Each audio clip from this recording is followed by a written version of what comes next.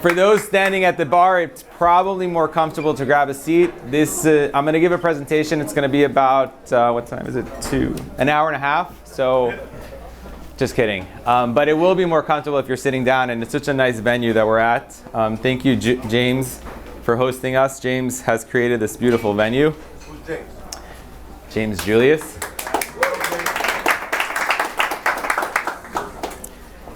Super excited to be here. Thank you all for showing up. The mic is good. Everything is set. Okay. So we're here for the next wave for Miami Beach, and we're going to jump into some data and some other exciting stuff. Firstly, I want to just take a moment to thank you all for showing up. I want to thank my father for being here all the way from Israel, Miami. And my wife told me not to do this, but my lovely wife is here. We actually had a baby girl like 10 days ago. So thank you.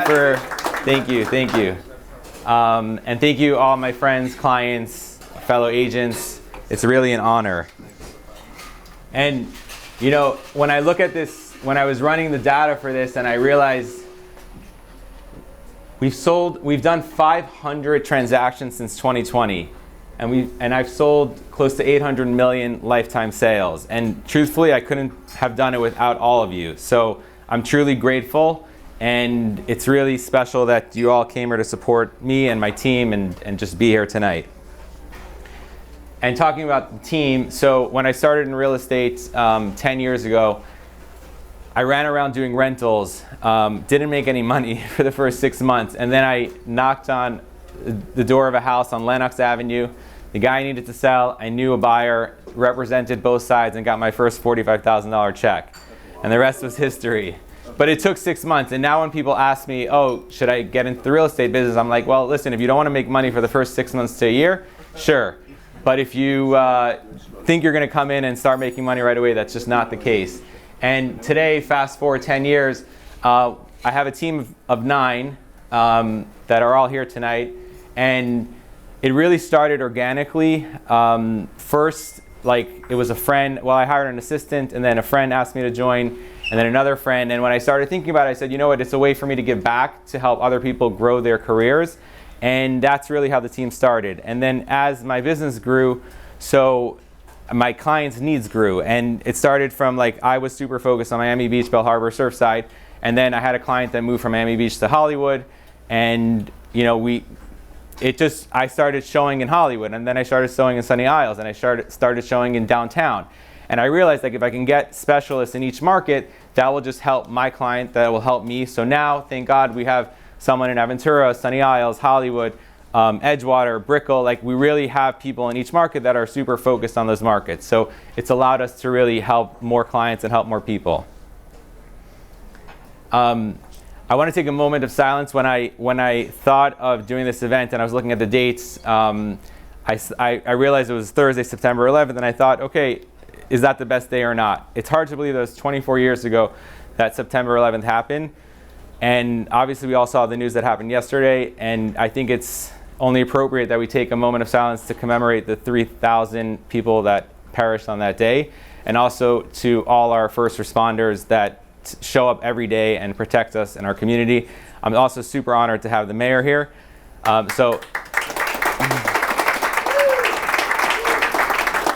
think when it comes to a moment of silence, I really breathe in. For me, when I do that, it really just, I feel gratitude. Gratitude, that's the right word. So I actually want to ask the mayor to come up. He's on his way to another event. He's a close friend.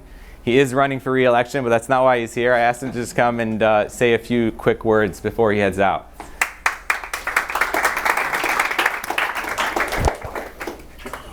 Thank you, Mendy, and Rabbi Zalman, the dad. Good friends of mine, so I'm appreciative to be here. And I won't repeat my remarks from 9/11, but we had a very moving ceremony this morning. And obviously the tragedy yesterday with Charlie Kirk. So thank you for doing that. So I am going to just talk briefly about how we in government try to facilitate and help the private market. Because I I always say we're good at some things in government, and some things we just got to get out of the way and let the private market, and certainly the real estate market, handle that. So I'm very proud of that I have taken a strong stance on law and order.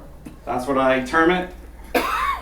Some people said I was a little aggressive when I used that term instead of public safety, but that's what it is, and it works. Our city is becoming safer, it's becoming cleaner, and it's not just the field test. People see it, they feel it, but it's the data backs it up. Our major crimes are down over 16% this year.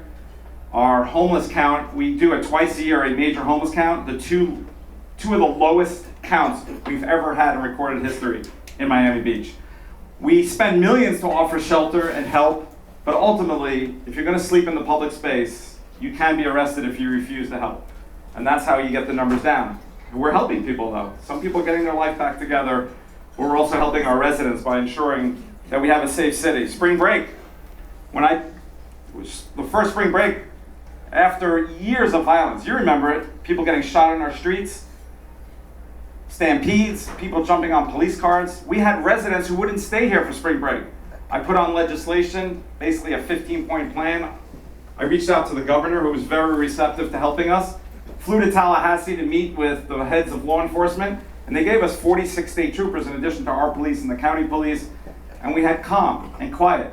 And most businesses actually told us they did well, very well. And in government, we have to provide, it's more than just law and order. We're providing the infrastructure. We have projects, West Avenue, that are getting underway. We're opening up more and more parks. Maurice Gibb Park right here. Beautiful park that's recently opened. Bayshore Park is opening soon. 98% of our residents live within 10 minutes of a park, and many of those within multiple parks. We have GEO bond funding, general obligations bond funding, to improve our city. We just broke ground on Lincoln Road. It's a three-phase project, about $70 million, but this one is about a little shy of $30 million. That is our job, to beautify our city, to make our city warm, welcoming, with better landscaping, better pedestrian experience, better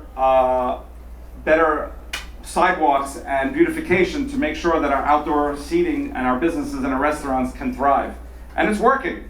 The first 6 months of this year, our hotel room rate was the highest in the nation. We are at $321 a night on average. There's not a city in the United States that is over 300. We are number one in RevPAR.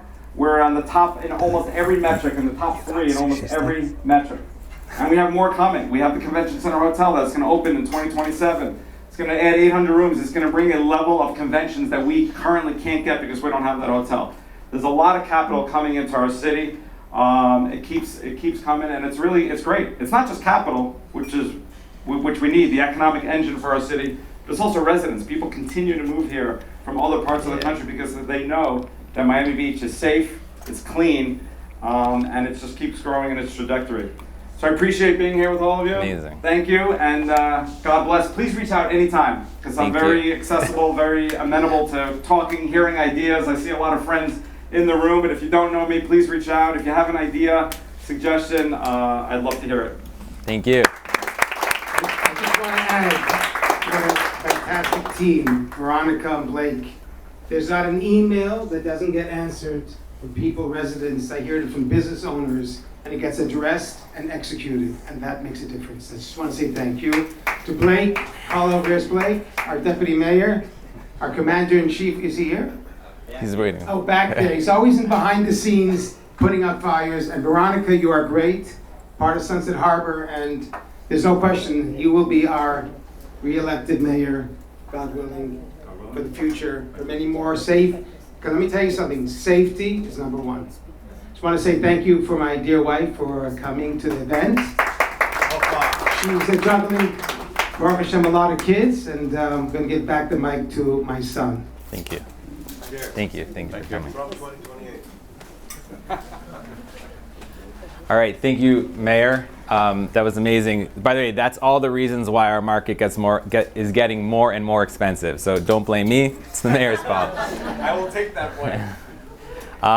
Just before we get into a little bit more details, I want to thank our sponsors, because without our sponsors, I'd be spending way too much money on this event.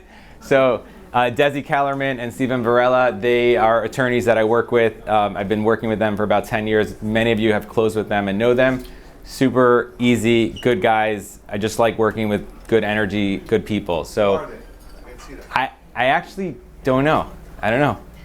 I don't see Desi, so maybe he must have had a closing. And Vesta, Cami and Michael are here from Vesta. So Vesta stages many of our homes and helps raise the value of the sale. They also do interior design and luxury rentals. So if you have a property that's sitting empty and you want to just get a short-term rental in the winter season, talk to them. They're both here. I will say I've worked with many staging companies. They are definitely the top, but don't say that. Don't tell anyone I said that. And then Jeffrey Feldman. Where's Jeffrey? Jeffrey Feldman from Citizens Bank. So I got to know Jeffrey through a client during COVID, and since then I've worked personally with him on many loans. He somehow pulls out these rates that I've never heard of, like 4% in a market where the market now today is like 6%, legit. So he's fantastic. He also has a Hamish aspect to him. You know what the word means, right? He knows how to work to get you the right loan and how to position you to get the best rate. So he's here tonight if anyone's looking to refinance or work on a loan. Thank you, Jeffrey, for being here.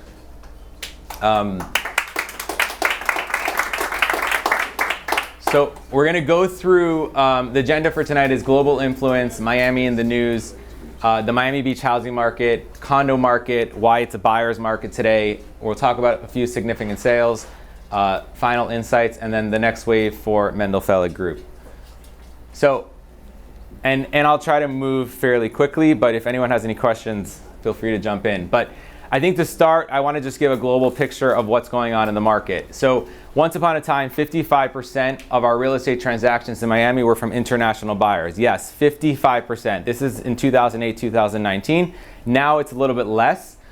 Why is this important? Well, we have to follow where the buyers are coming from. Especially, I see my friend Adam, he's a developer, and a few developers are in this room. You want to know who am I going to sell this product to? So in the past year, $56 billion of real estate was sold to foreigners across the US, not just Miami, across the US. 47% of the foreign buyers paid cash. The top foreign buyers were China, Canada, Mexico, India, and United Kingdom. And there's many other countries that are not on this list that I personally have worked with and continue to buy. Now the question is, are they buying today, right? The market maybe doesn't feel like they're buying today. So why are they coming to Miami? What does Miami offer them? And we'll get into a few things. But before we do, let's talk about, is Miami expensive? I'm sure most of you probably feel Miami is expensive. Yes? No?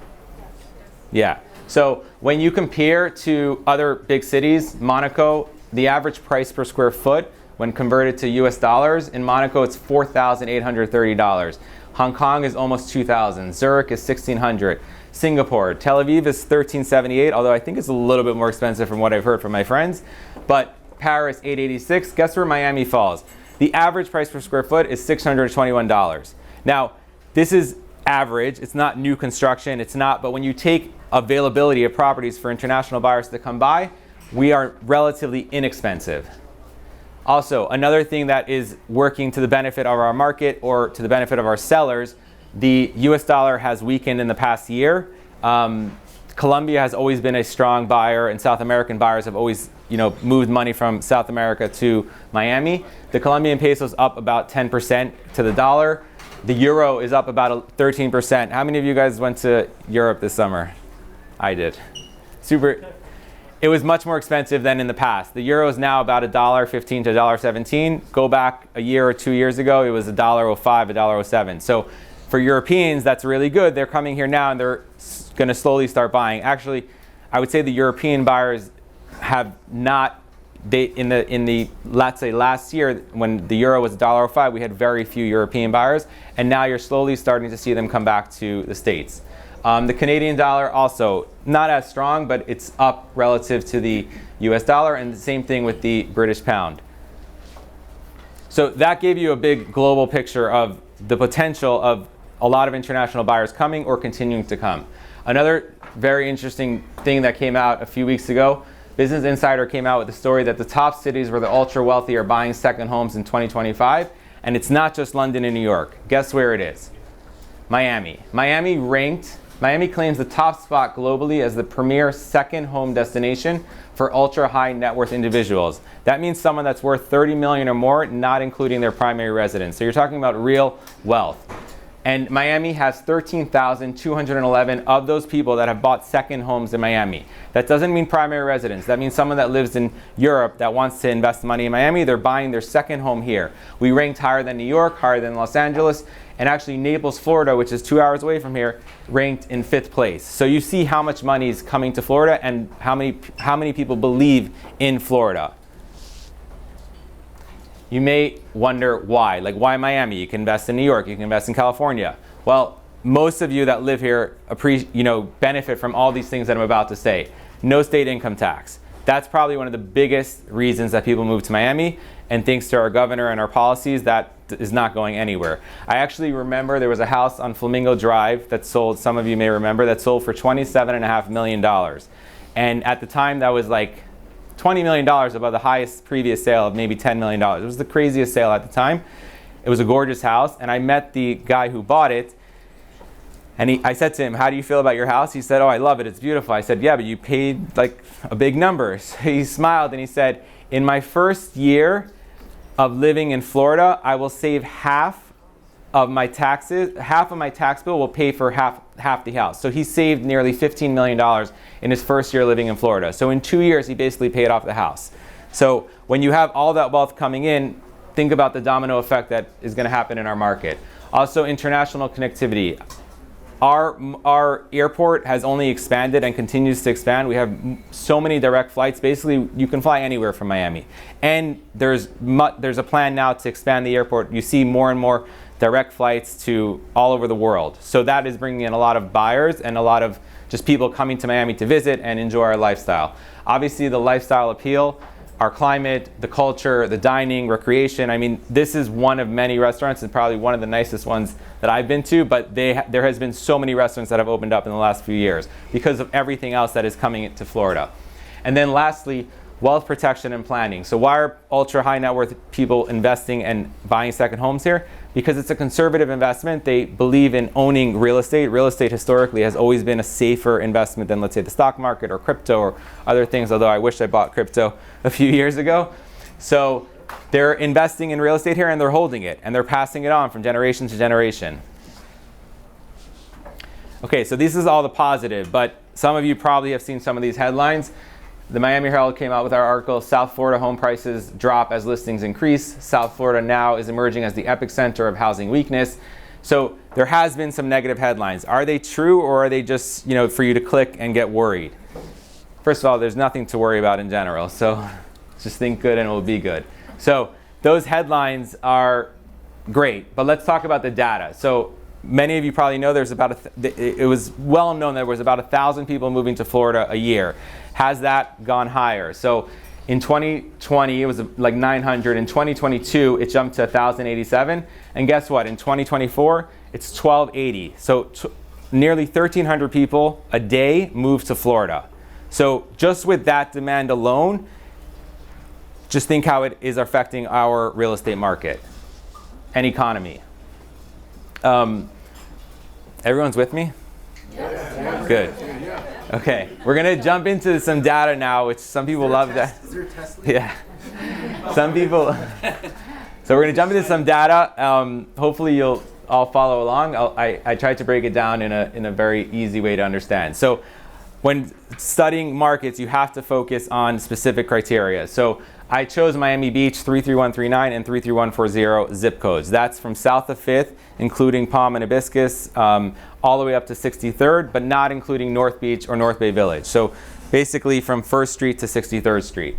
And I also focused on below $7.5 million to give us a price range to understand the data better. The light green is the amount of inventory that was available at the end of the year for each year period, and the dark green on the bottom is sold, which is the average per month of how many houses sold. This is only houses. So in 2015 to 2019, the inventory kind of remained the same. The market was relatively flat. From the previous financial crisis in 2009, the market peaked in 2015, and then 16, 17, 18, 19 was relatively flat. In 2020, we had 198 homes for sale. And guess what? In 2021, we only had 57 homes for sale under $7.5 million. That's the lowest on record for inventory. So we all know why. COVID, everyone moved to Miami, and the inventory dropped completely. Then 22, 23, the market, prices hit a certain level that inventory started coming back to market, but most people probably think inventory jumped significantly high. It didn't really. In 22, 23, 24, you had 88 homes, 96 homes, and in 2025, you have 79 homes under $7.5 million in this criteria. That's very little. I mean, there's probably 70, 80 people in this room right now. So think about it as homes for someone that's shopping, and it's just not a lot. And even more in 2025, people ask me like how the market today is. So if you're looking for a house under $3 million between South Beach and all the way up to 63rd Street, there's only 31 homes available right now to show you. And probably half of those aren't great homes. So think about how few options there are for those that are looking to buy homes. 2019 was the best time to buy a house. Why? The average days on market was 180 days, meaning it took a long time to sell homes. And homes sold at 17% below asking. I remember selling homes during that period, and it was like you can see 30 homes in one day. There was plenty of inventory to buy, and buyers were able to negotiate like whatever terms, whatever pricing they want. It was a great time to buy. Average price per square foot is a number that it's basically the square footage of a house divided by the sale price. So it's a good, when we price homes, we look at what the average price per square foot is. So again, in 2015 to 2019, it was relatively flat between $645 to $700 a foot. In 22 to 25, our market basically is about $1,000 a foot today. So if you're looking for, I would say, a relatively renovated house, not new construction, it's about $1,000 a foot. The days on market is a little bit longer now also. It's taking about 150 days to sell homes, but that's really key to who you hire, not if you hire me, and on pricing. So it's important to price realistically, otherwise your house becomes stale and it sits and you have to do the price reductions. But again, we're still in a very strong market. If you wonder if our market's affordable, like can you find a house for $2 million and under, or under? There were 27 homes that sold in the last year for $2 million or less. So there are opportunity. I'll touch on just dry land pricing. So development, those that are looking to buy, that market has pretty much stayed relatively flat between $190 to $220 a foot. So a 10,000 square foot lot is trading for about $2 million. And if it's in a better location, like on Pine Tree or Flamingo, then you're getting a little bit of a higher price per square foot. I'm going to jump into the above $7.5 million range. So let's call it the luxury market, and same criteria. So is the inventory there significantly better? No. You had between 2015 and 2020, there was about 88, let's say 90 homes available every year. Not a lot of inventory.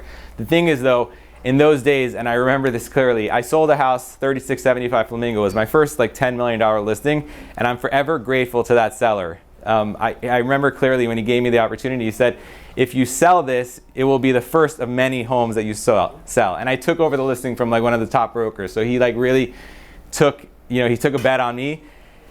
And we sold it in 2019. We listed it for 9.9. We sold it for 7.9, nearly 20% off list price, which you think like, oh, I did a terrible job. But guess what?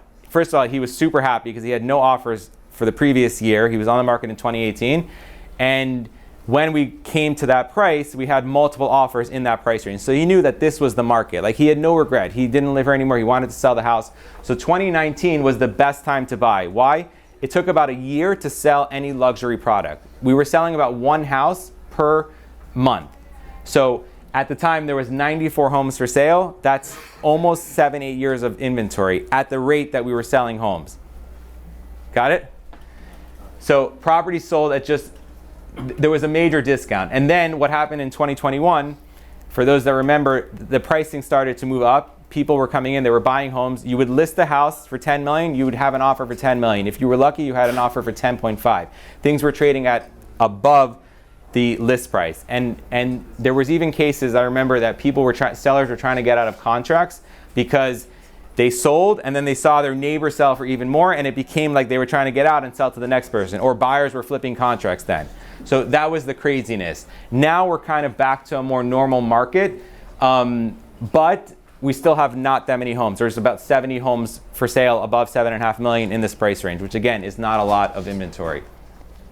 Price per square foot also was flat. I mean, this is amazing. For 2014 to 2019, it was $1,600 a foot, basically across the board on any luxury home. So you could build a spec home.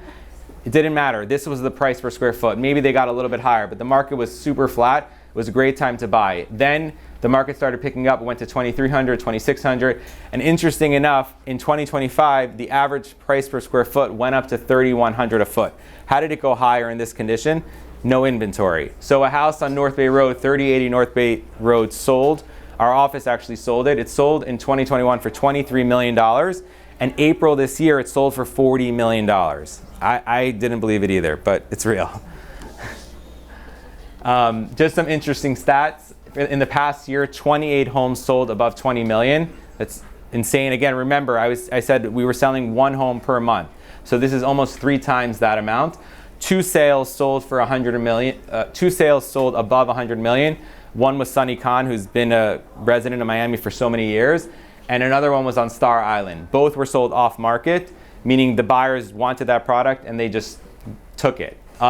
David Beckham paid $72 million for a house on North Bay Road, nearly $5,700 a foot. So even though the average price is $3,100, when you build a super nice spec home that is over the top, you could achieve close to $6,000 a foot. Waterfront land, for those that are maybe looking to buy or develop. So on the canals like Meridian and Prairie, that's still trading for about $450 to $500 a foot. A little bit higher if the lot's bigger. Most of the islands are trading for about $800 to $1,000 a foot. So a 10,000 square foot lot would cost you $10 million at $1,000.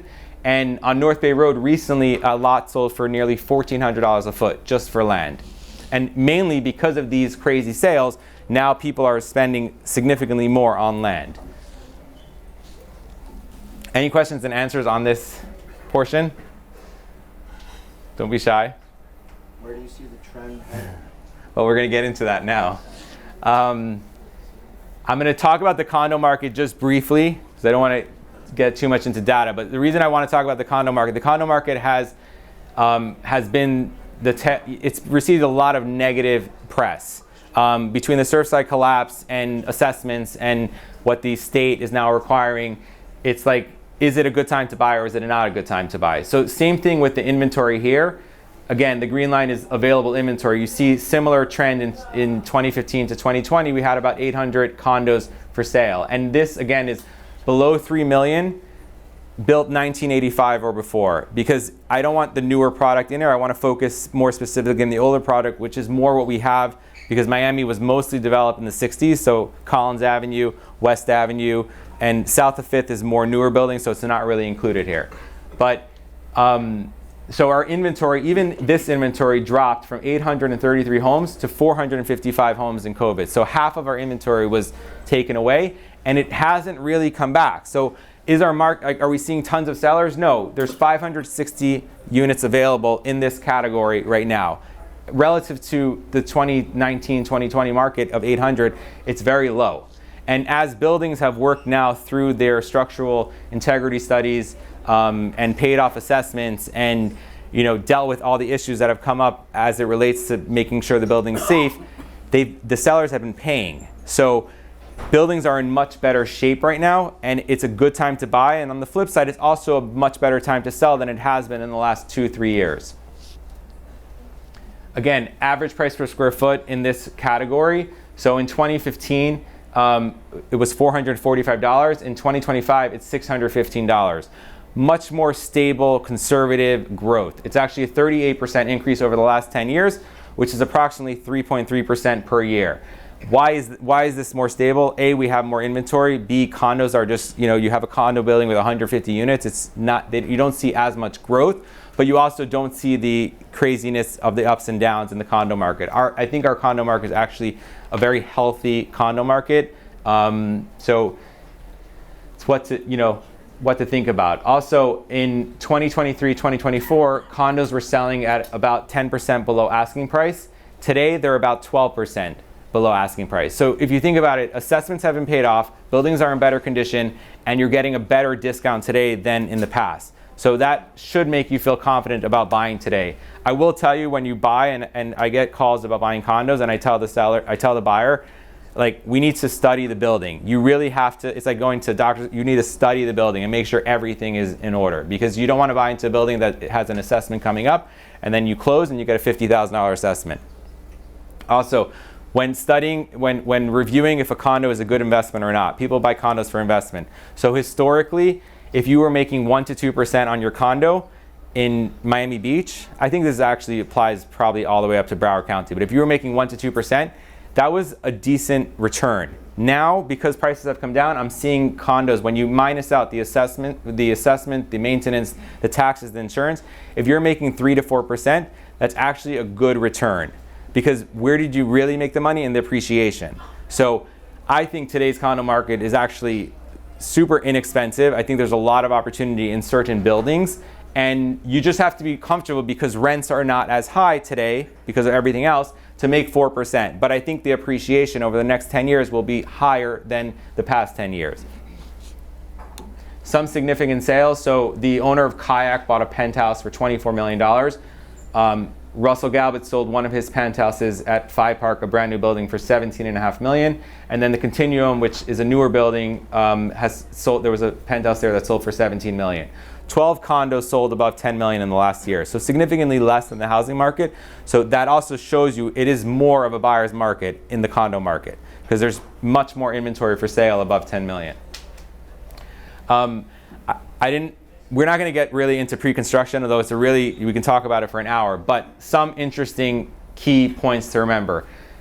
Everyone talks about how much new construction is coming to Miami. Where is the new construction really happening? It's in the urban core, the Brickell, downtown Miami, Edgewater, Midtown area. That's where most of the development is coming. Miami Beach, very few, and this goes all the way up to Broward County. There's actually close to 29,000 units being developed, but I bet none of you knew this. 15,000 of those are short-term rental focused. So who's buying the short-term rentals? Investors. I'm a little concerned about that. I don't know how that will all get absorbed, because most of us here all live in condos that we want to live in. So the short-term rental market is more a hotel-focused investor market. And when you look at what's actually being developed as traditional condos, only 13,800 units is developed. And I think based on everything we just saw, like, yes, there is a lot of condos coming to market, but it's going to get absorbed. It's inevitable. And just like we saw how the inventory dropped significantly in 2021, that inventory will slowly, whether it's currency, whether it's buyers coming back from Europe, South America, I'm confident that our inventory that's being developed will get taken care of. And for those so are we in a downturn or are we not in a downturn? I'll let you make, based on what I just shared, I'll let you make your own calculation. But Florida's economy has been the #1 economy for 3 years in a row, and for all the reasons we just discussed. And as George Perez said, every downturn is followed by a rebound that exceeds previous peaks. So take advantage if you do see some opportunity in this market. Before we start, this is the next wave for the Mendel Fellig Group. So it's a short clip that will give you some insight into where we are, and we'll end with this. And I did not give a shout out to my team, or maybe I did, but thank you all from the team for being here. And I also want to thank Katie, my Director of Operations, and McLean, my Director of Marketing. Without them, this would not have happened. This video wouldn't have happened. None of this. So it's amazing to see the growth, to grow with them and be surrounded by just such good people. And one more thing. There are some dollar bills on the table and a charity box. And I'm a Chabad Jew, and I follow my rabbi is Rabbi Schneerson in New York, and he always taught when people get together, Jewish, not Jewish, you should do a good deed. Do something to bring light to the world. So as I was preparing for this event today, I started thinking, what can I do? So I said, you know what, let me at least share the concept of charity, and if everyone on their way out, or if you see the dollars on the bill, put something in charity and just have something positive in mind. And may that create a domino effect in the world and bring more light to the world.